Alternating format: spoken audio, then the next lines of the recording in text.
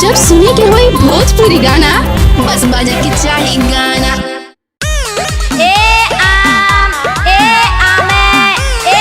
ले ला हो।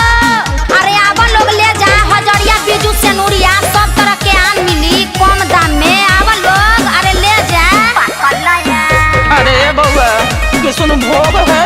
अरे का ये चाचा अभियो किसुन भोग के फेर में बड़ा मालदा चापा मालदा एमे भरल बाटे रस पोरे पोर। अरे पियर भइल बा अभी थोड़े थोड़े। एमे भरल बाटे रस पोरे पोर।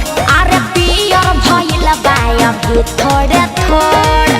बेचतनी खुले। अरे कैसे है किलो? है 20 रुपए किलो। लेना है तो आके मिलो। ले लो है ले ला ले ला ले ला ले ला ले ला ले ला कलाया महमत कलाया।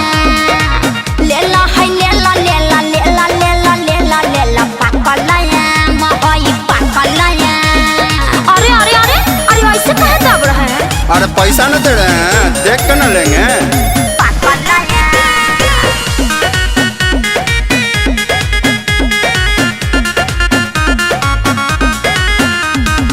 सारा बाटे ताजा चिख के देखया ये माजा। एकरा आगे फेला बारस गोला मिठाई गाजा। अरे पहले इस्तेमाल कीजिए तब विश्वास कीजिए। एक फड़ा खा के देखिए। सारा बाटे ताजा चिख के देखया ये माजा। एकरा आगे फेला बारस गोला मिठाई गाजा।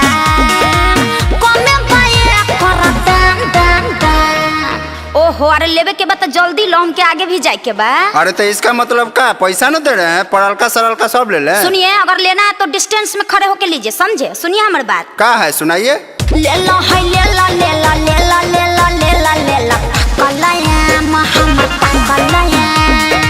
ले ला है ले ला ले ला ले ला ले ला ले ला ले ला कलाया महई कलाया।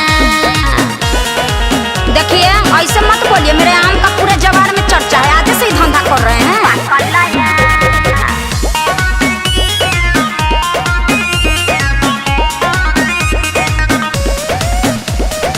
ले के झोना झोना मोना बड़ा तू बाजाबा। केतन करी सारा लेकिन लगे न बड़ायाबा। अरे का आवे सही लगाइएगा रेट तब ना होगा भेंट। ले के झोना झोना मोना बड़ा तू बाजाबा। केतन करी सारा लेकिन लगे न बड़ायाबा।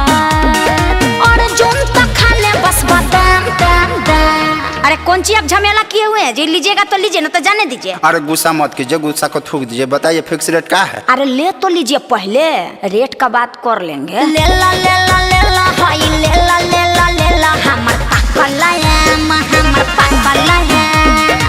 ले ला हाय ले ला ले ला ले ला ले ला ले ला हमर कलाया महई कलाया। ले तो लिए हैं, बाकी देखिए इनमें 2-3 गो थुराल टाइप के है।